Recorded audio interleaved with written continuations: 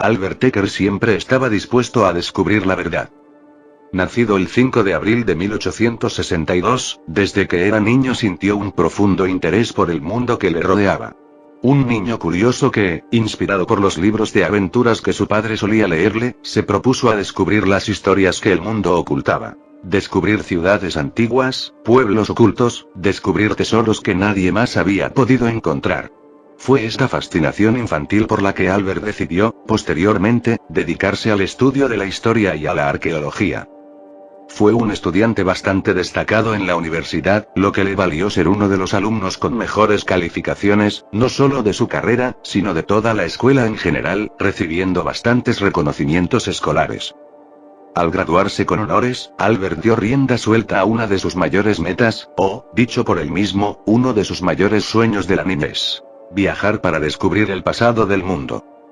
En una de las cartas que solía enviar a sus padres, se leía lo siguiente: puede que no descubra tesoros, ni luche contra monstruos que resguardan una ciudad secreta hecha de oro, pero por fin podré ver y descubrir más de cerca la historia del mundo, descubrir cómo se vivía, qué batallas se libraron, cómo se comunicaban. Es algo muy especial, y que, estoy seguro, disfrutaré cada momento. Primero viajó por su natal Escocia en busca de ruinas y objetos de la época medieval, después a Inglaterra, hasta que, finalmente, pudo salir del país y aventurarse por Egipto, algunas partes de África, hasta Arabia e Irak, donde quedó cautivado por las construcciones, los escritos y el arte rupestre. Pasaba la mayor parte del tiempo escribiendo sobre lo que había descubierto, teorías de lo que los escritos pudieran decir, teorías de lo que aquellas construcciones significaban, y cartas para sus padres.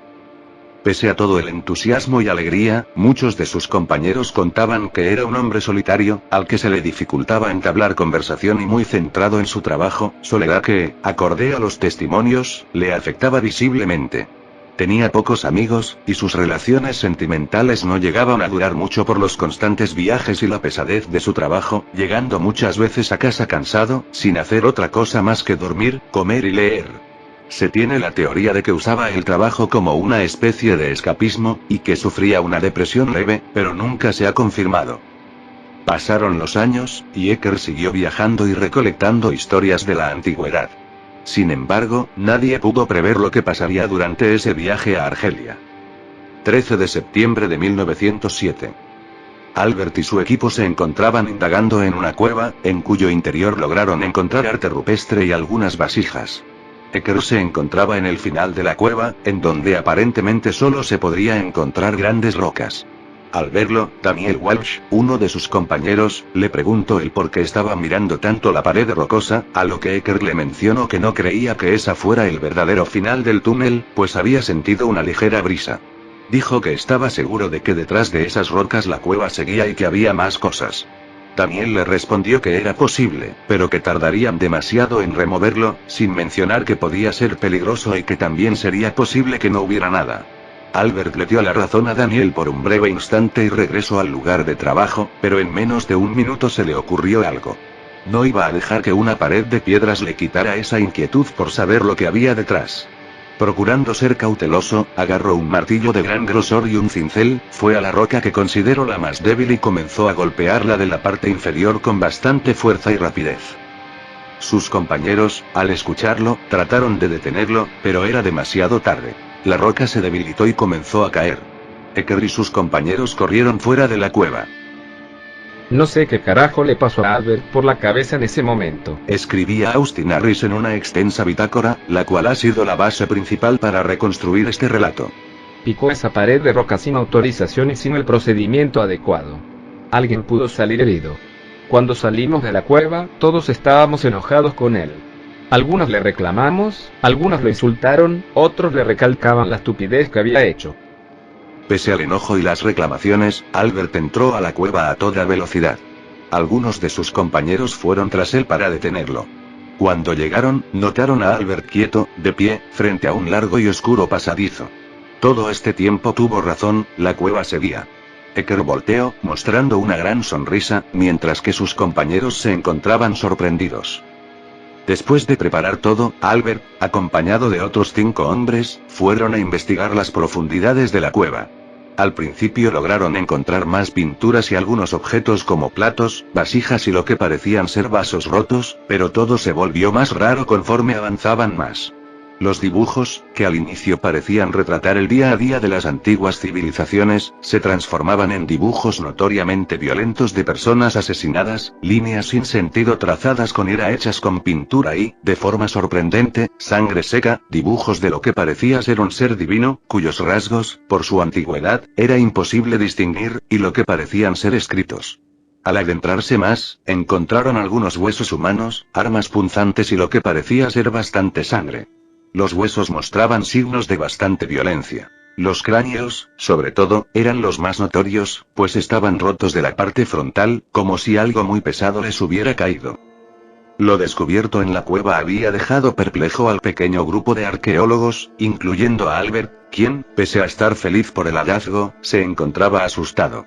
Pero lo más impactante llegaría cuando encontraron el verdadero final de la cueva. Al respecto, el propio Austin Harris escribió en una de sus bitácoras: todo lo que había en esa cueva estaba convirtiéndose en algo aterrador y espeluznante. Esa parte de la cueva comenzó a tener una atmósfera muy pesada, pasando de algo fascinante a algo insólito. Los dibujos comenzaron a ser cada vez más extraños. Destaco uno en especial, de algo que parecía ser una figura humana con muchos brazos, muchos puntos en la cara, tal vez sus ojos, y un escrito en un idioma indescifrable. Pero lo peor fue en la parte final. Habíamos caminado tanto que logramos llegar al final de la cueva, y lo que encontramos ahí nos dejó aún más perplejos. Era un esqueleto humano sentado, en posición casi fetal, con las manos apoyadas sobre el tórax, como si estuviera protegiendo algo. Debajo de él, había un círculo hecho con pintura roja y unos trazos extraños, algo cercano a un pentagrama. Detrás de él, estaba lo que parecía ser el dibujo de un dios o algo divino, con forma humanoide, con lo que parecían ser grandes alas y enormes garras, con la parte de la cara borrosa y con dos frases inentendibles. A muchos de nosotros le parecía algo tétrico, pero a Albert, si bien se le notaba asustado, también se le notaba muy emocionado.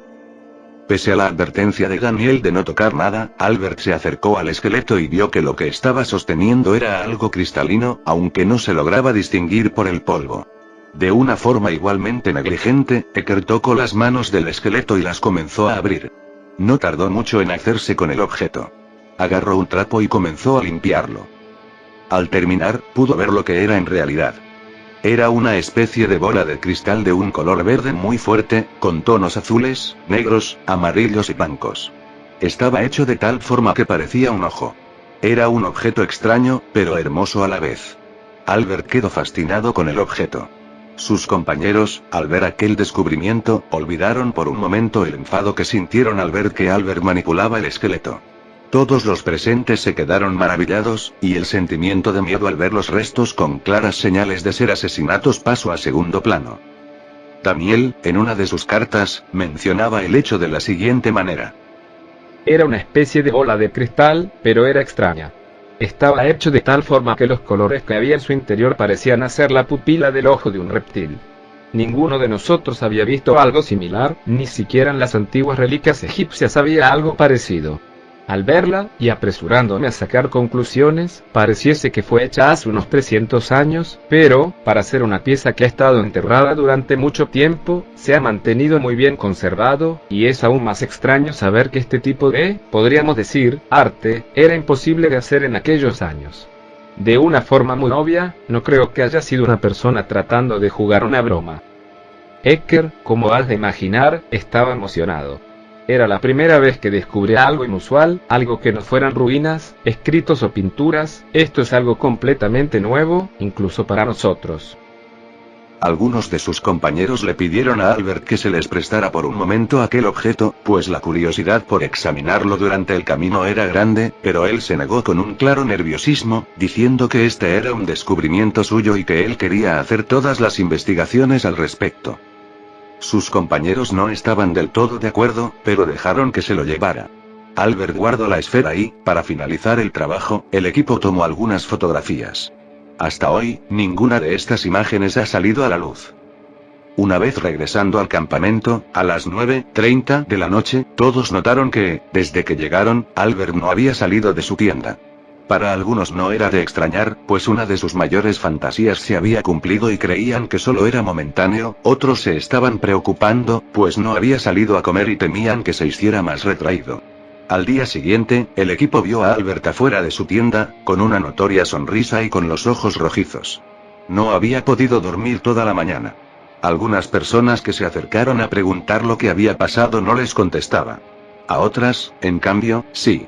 Les había comentado que pasó toda la noche tomando anotaciones y algunos descubrimientos del ojo de cristal, como le había puesto. Comentó que, por el momento, no había encontrado señales de que fuera hecha por un ser humano, y que, de ser natural, sería toda una anomalía, y, por ende, algo único en su clase, pero que necesitaba estar en los lugares indicados para examinarlo adecuadamente. Sus compañeros insistieron en que tomara una siesta, pues faltaba poco para que empezaran a levantar el campamento y se marcharan, pero Albert insistió en que no lo necesitaba, que su hambre de conocimiento lo estaba llamando incesantemente. Pocos minutos más tarde, volvió a meterse a su tienda. Pasaron 2 horas, y Albert nunca salió de ahí.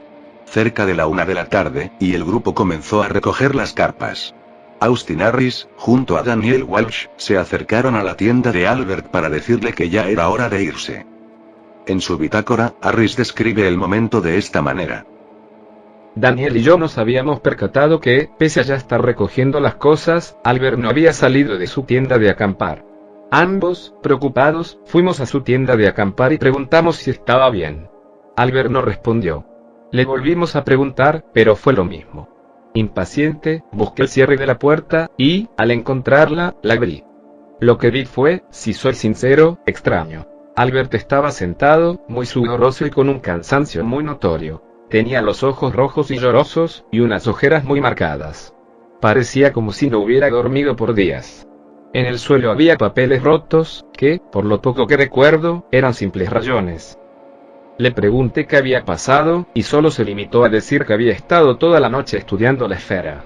Tratando de ignorar el asunto, le comentamos que ya era hora de irnos y que debía recoger todas sus cosas, que podíamos ayudarle. Él aceptó. Aún sigo pensando en ese momento. Y sigo creyendo que hubo algo más.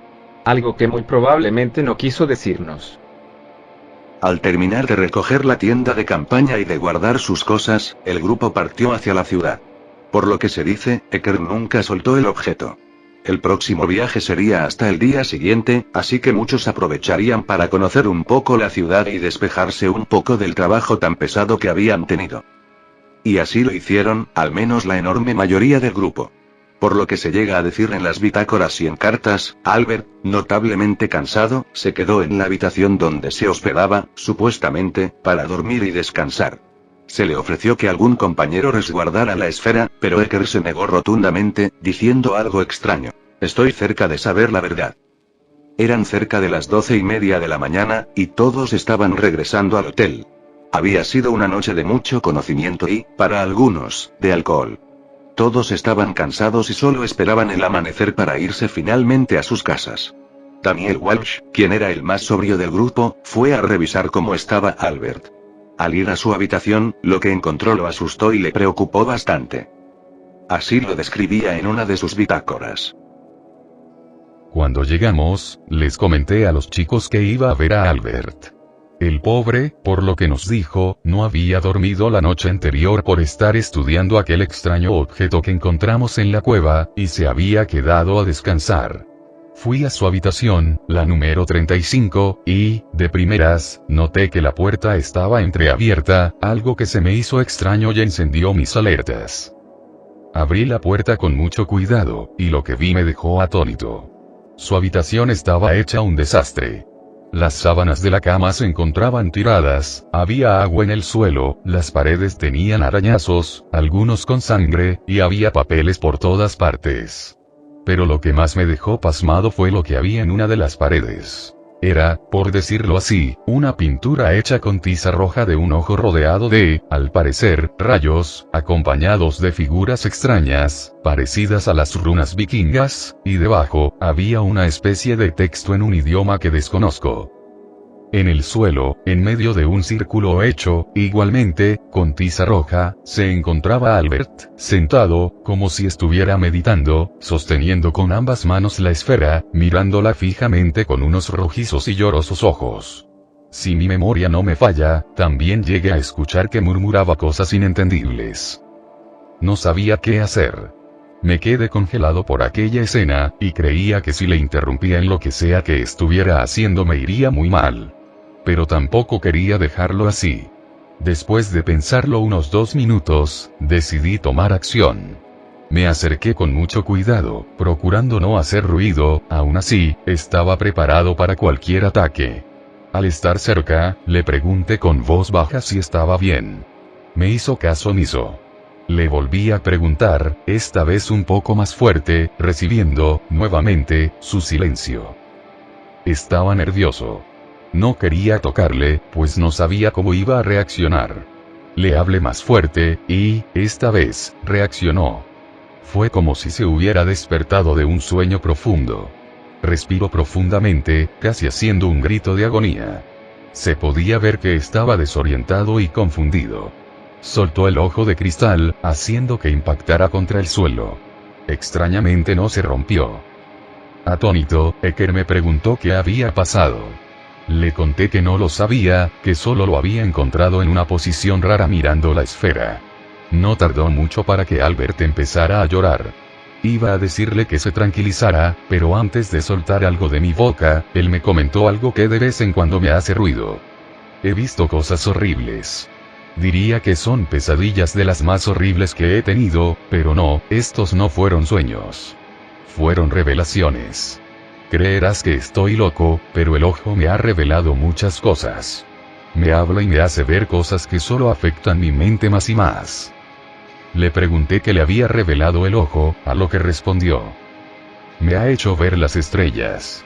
Me ha hecho observar galaxias que nadie más conoce. Me ha mostrado horrores que van más allá de nuestra comprensión. Criaturas de piel pálida con sangre negra brotando de su horrible y deformada boca, con miles de dientes afilados y ojos de un color rojo sangre. He visto su horrible rostro, su cuerpo podrido con grandes y afiladas garras, devorando miles de almas inocentes de las que he escuchado sus gritos. Gritos tan desgarradores, tan horribles. Me hizo escuchar cómo los trituraba con sus muchas bocas, cómo aquellas criaturas despedazaban cuerpos y se comportaban como animales salvajes. Sentí el frío cósmico, viví en un corto tiempo la soledad del universo, escuchando cómo millones morían en sus manos. Y luego lo vi. Se levantó bruscamente del suelo y me señaló el dibujo del ojo que había hecho en la pared. Y me está mostrando la verdad. Albert, después de decir eso, cayó al suelo. Rápidamente me acerqué a él y revisé que no se hubiera fracturado algo, y afortunadamente no fue así. Había caído profundamente dormido. Lo llevé a la cama y levanté el cuarto. Agarré todos los papeles y los tiré en el pequeño cesto de basura. O bueno, casi todos. Con una profunda curiosidad, me quedé con 2 de ellos. Al regresar a mi habitación, me puse mi ropa para dormir y me acosté. Antes de apagar las luces, miré lo que había en esos 2 papeles que sustraje de la habitación de Albert. Ambos tuvieron cosas bastante raras. El primero eran repeticiones de una palabra. Telusarak. Telusarak. Telusarak. El segundo era, nuevamente, el mismo dibujo del ojo con el idioma desconocido. A la mañana siguiente, una vez listos para partir a casa, Albert se notaba cansado y, en especial, aterrado. Estaba pálido, sus ojeras estaban aún marcadas, estaba más serio de lo normal y sus ojos seguían rojos, aunque su intensidad había bajado. Walsh escribió. Cuando lo vi así, me acerqué y le pregunté si estaba bien, a lo que él me respondió que no, que seguía teniendo visiones espantosas y que el ojo le estaba llamando. La guardé en una de mis maletas. Fue una de las primeras cosas que guardé, y he tratado de ignorarlo, pero esa maldita voz no me deja en paz. Sigue llamándome, me sigue atormentando con imágenes de guerras, de gente muriendo de forma horrible. Levantó sus manos y se las llevó a la cabeza, como si estuviera soportando un fuerte dolor, y comenzó a llorar. Sigue escarbando en mi mente y no quiere parar. No me quiere dejar en paz. Estuve con él un rato, tratando de que se calmara. Le dije que podíamos deshacernos de esa cosa, dejarla en el desierto o enterrarla en algún lugar, pero él se negó rotundamente, diciendo que si lo hacíamos iban a empeorar las cosas, que el monstruo con muchos ojos lo iba a castigar de una forma inimaginable si se deshacía de la esfera. Le propuse llevarme yo el objeto, y él aceptó. Durante el camino de regreso, Ecker se la pasó durmiendo. Sus compañeros lo mantenían vigilado para asegurarse de que todo estuviera bien. Durante días, Albert se la pasaba aislado de los demás, no quería comer ni quería hablar, pero poco a poco parecía volver a la normalidad, incluso parecía más sociable. Empezó a hablar con sus compañeros, a hablar de su vida personal y de algunas noticias que había leído en el periódico, a jugar cartas y a compartir algunas ideas que tenía a futuro. No obstante, cuando alguien, ya sea por error o por curiosidad, preguntaba del ojo o del que le había pasado en Argelia, este hacía oídos sordos y cambiaba rápidamente de tema. Aún no se había recuperado del todo, pero todos, al verlo más alegre, descansado y más sociable, lo ignoraron. Nadie sabía ni preveía lo que iba a pasar las siguientes semanas, incluso días después. Al llegar a Escocia, todos se dirigirían a su lugar de trabajo habitual a dejar las fotografías, apuntes y demás material que habían tomado del viaje. A la mayoría les tomó cerca de 1 hora en llegar. Se dirigieron a la sala de investigación, y, cuando estaban dejando las evidencias, Daniel Walsh se dio cuenta de algo. En un testimonio escrito para las autoridades, Walsh dijo lo siguiente. Estábamos en la sala de investigaciones. Todos estábamos cansados y solo queríamos irnos a nuestras casas a descansar. Agarré mi maleta y la puse encima de la mesa, y al abrirla, noté que la esfera, o bueno, el ojo, ya no estaba. Mierda. Dije asustado.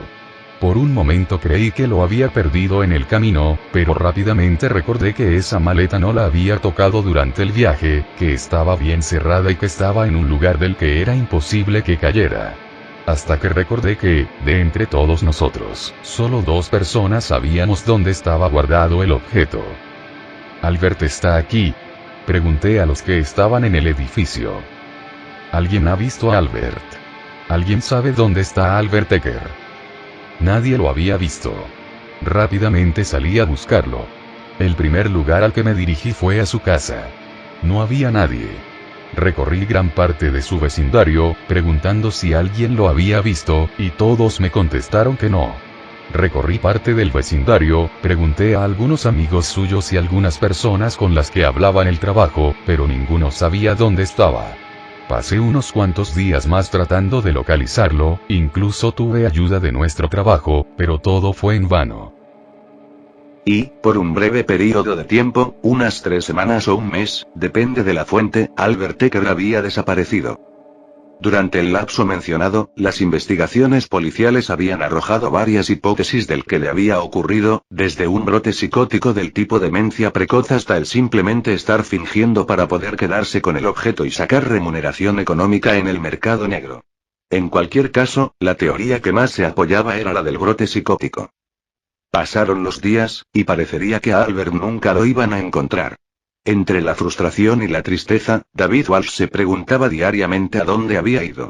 Por un momento creyó que su trabajo estaba peligrando, pues, junto con Ecker, habían cometido una gran negligencia, y él era la única persona, además de Albert, en saber de la transportación del objeto en la maleta.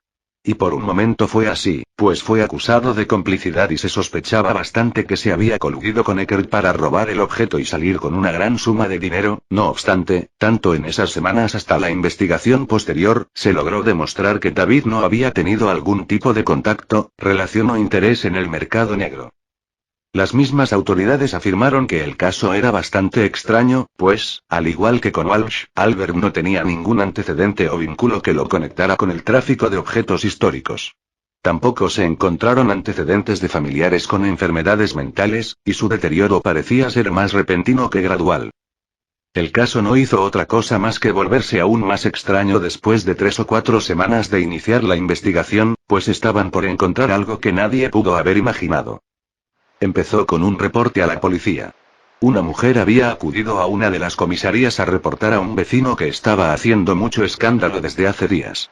Según mencionó la mujer, había llegado hace unas semanas ahí, y si bien en los primeros días actuaba tranquilo, poco a poco se volvió más errático, agresivo. Estaba empezando a gritar en las madrugadas, a hablar solo, por no decir que balbuceaba cosas que no tenían sentido, rayaba las paredes y destrozaba su habitación. La mujer ya estaba cansada, junto a otros vecinos del edificio, del escándalo que estaba haciendo el nuevo inquilino, y si bien fue reportado con el dueño del inmueble, este nunca se preocupó mucho por hacer algo. La gota que derramó el vaso fue que, ese mismo día, fue que salió con un cuchillo y quiso asesinar a uno de los vecinos, quien estaba llegando a su respectiva habitación.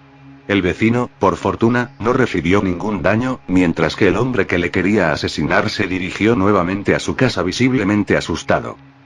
La mujer lo describió como un hombre de unos 40 años de aspecto descuidado, con ojos rojizos, sudoroso, con dientes notablemente descuidados y con una respiración muy pesada.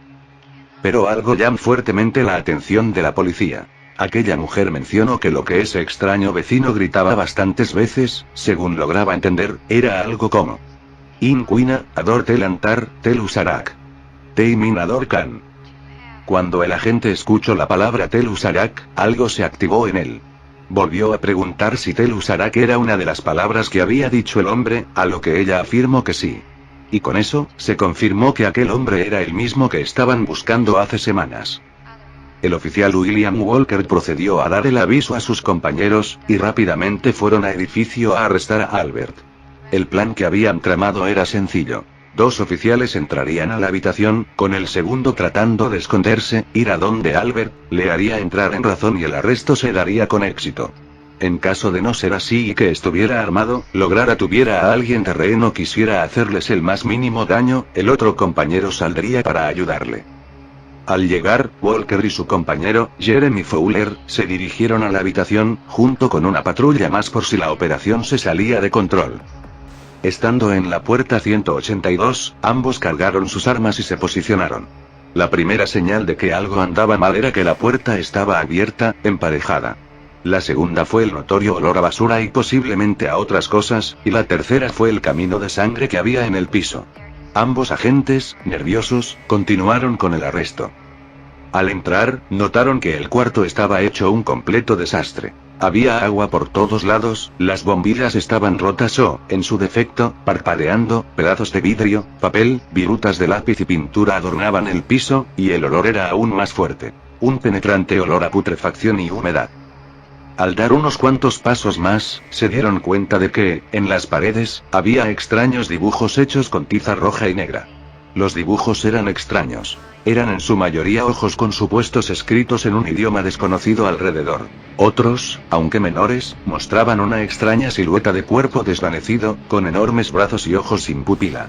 2 dibujos parecían representar algo. El primero pareciéndose a una espiral de cuyo centro salían tentáculos, y el otro, una mano con 6 dedos con símbolos ininteligibles, en cuyo centro se encontraba un ojo lloroso.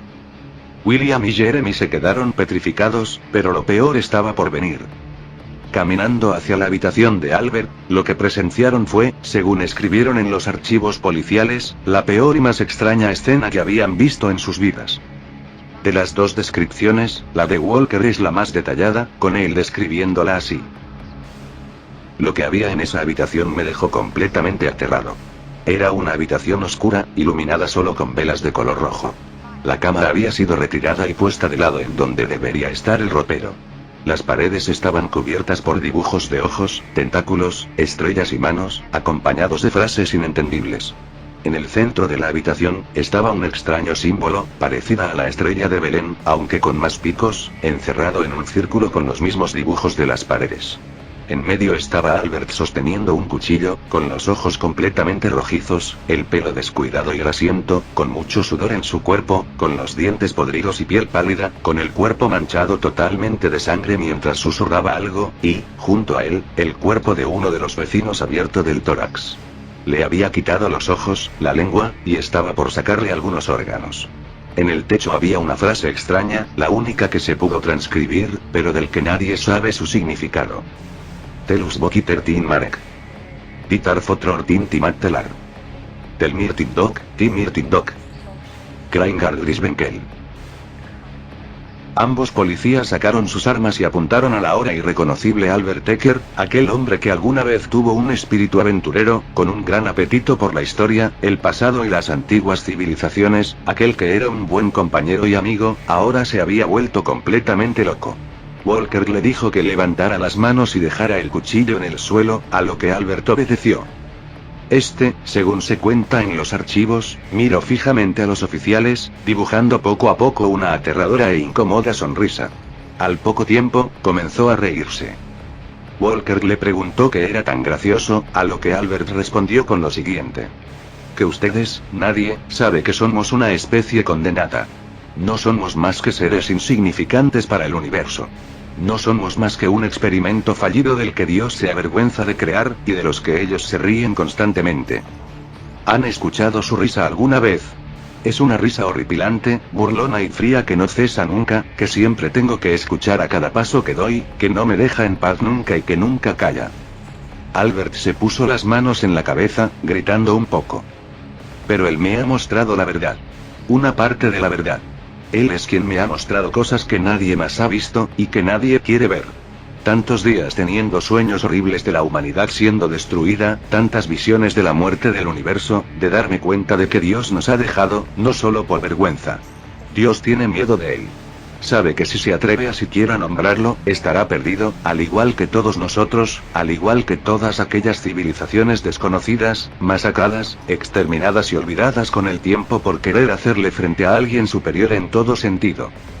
Él es la verdadera respuesta a todo. Él me ha mostrado cosas maravillosas y horribles. La oscuridad del cosmos engullendo cualquier forma de vida, destruyendo planetas enteros y estrellas, el horrendo caos estelar, escuchando los gritos de miles de seres siendo devorados por las llamas de la purificación. En este punto, Albert comenzó a llorar. Se puso de rodillas, tapándose los ojos. He visto tanta destrucción, tanta muerte. Y este lugar al que llamamos hogar ha derramado tanta sangre y he visto su cara. La cara de nuestro verdadero creador, y es horripilante. Jamás había visto a un ser con tantas bocas, tantos ojos, escuchado tantos gritos de criaturas milenarias a las que devoró. Y sobre todo esa asquerosa risa. De hecho, él me dice cosas. Me dijo que, si le hacía un pequeño sacrificio, me iba a dejar en paz, pero pensándolo en este mismo instante, ¿hubiera servido de algo? Albert lentamente bajaba los brazos con la intención de agarrar el cuchillo con el que asesinó a su vecino. ¿Saben? El cosmos guarda tantos secretos que nosotros hemos tratado de descubrir. Pero lo que no sabemos, es que el universo no quiere que lo sepamos. Esas fueron las últimas palabras de Albert Decker antes de morir ese mismo día. Con un movimiento rápido, Decker logró agarrar el cuchillo, y se lo enterró en la quijada, más específicamente, en la parte del cricoides. Al ver este movimiento, creyendo que los iban a atacar, Jeremy cargó su arma rápidamente y le dio un disparo en el pecho. Walker lo detuvo antes de que soltara más disparos. En ese momento, algo que estaba por dejar aterrados a ambos agentes estaba por suceder. Al recibir el disparo, y al clavarse el cuchillo, Albert permaneció de rodillas en el suelo. Lo único que soltó fue un grito apagado, como si se estuviera ahogando. Había cerrado los ojos, y sus brazos estaban débiles. Parecía que Decker había perdido la vida. Ambos agentes estaban exhaustos, respiraban de forma pesada y el sudor estaba empezando a manifestarse en sus frentes. Parecía que todo había terminado. Pero, de repente, Albert dio un grito desgarrador. Un grito de dolor indescriptible, quizás de desesperación, o tal vez los dos juntos. Su cuerpo empezó a convulsionar violentamente, cayendo al suelo en el proceso. Sus ojos, ahora abiertos, estaban completamente blancos, y comenzaron a soltar un extraño líquido negro. Su piel estaba secándose, y, a su vez, se desprendía. Poco a poco, Albert estaba siendo carbonizado. Su piel se volvía cada vez más oscura y más reseca, sus dientes caían poco a poco, su cabello, de igual forma, caía lentamente. Sus gritos de dolor eran cada vez más fuertes y aterradores. Por un instante, Albert se arrastró por el suelo, como si quisiera salvarse de aquel terrible destino. Los agentes, horrorizados, no podían hacer otra cosa más que observar. Cuando vieron a Decker arrastrarse, poco a poco se alejaron. Con el pasar del tiempo, el cuerpo de Albert comenzaba a desmoronarse. Finalmente, el cuerpo se había desintegrado completamente, dejando un rastro de ceniza, aquel líquido negro seco, y unos pocos huesos. Jeremy no había podido aguantar y se dirigió rápidamente al baño para vomitar. William, por otro lado, estaba paralizado, y aún estaba procesando lo que había visto. Los refuerzos subieron, y lo único que encontraron fue a 2 agentes petrificados, ceniza, líquido negro seco, un cuerpo con el tórax abierto, una habitación hecha un desastre y varios dibujos extraños. Durante la investigación, un agente encontró, detrás del armario, escondido en la pared, un extraño objeto parecido a una bola de cristal, parecida a un ojo. Si bien se tiene registro de que este objeto fue confiscado, actualmente no se sabe qué pasó con él. Ningún registro menciona la desaparición del objeto, y no he conocido a alguien con información sobre su paradero. También se menciona un supuesto cuaderno encontrado en su librero, titulado Verdades y Profecías del Universo, pero de este se tiene menos información y solo aparece mencionado en un registro. Albert Dekker, por lo que pude investigar, fue enterrado en un cementerio de la pequeña localidad en donde vivía, pero actualmente su tumba parece haber desaparecido también. Curiosamente, hoy en día, no hay o no sobrevive ningún registro de una persona llamada Albert Dekker. Fue gracias a una mención sobre él en un antiguo y deteriorado periódico guardado en una biblioteca de Washington en donde se menciona en la sección de noticias internacionales la muerte tan extraña que tuvo. Todo lo que se vio en este relato fue reconstruido en base a aquel artículo y a viejos archivos policiales de su ciudad natal, donde, por alguna razón, aún mantenían las bitácoras. Pero lo más extraño, sin dudas, fue la reacción de los policías. Cuando les comenté que estaba haciendo una investigación sobre el caso de Albert Dekker, noté que se habían puesto nerviosos y me negaron la entrada. Uno de ellos, incluso, trató de convencerme de que no había nada en los archivos y que dejara la investigación. No obstante, fue un agente, al que llamaré Boris, el que me mandó copias de los expedientes en un sobre. En él, además de los documentos, había un mensaje que me extrañó muchísimo. Él, en una hoja aparte, escribió: por favor, una vez que termines de leerlos, destrúyelos. Vete a este lugar lo más rápido que puedas. No dejes nada abierto, y si los ves, solo no los dejes entrar.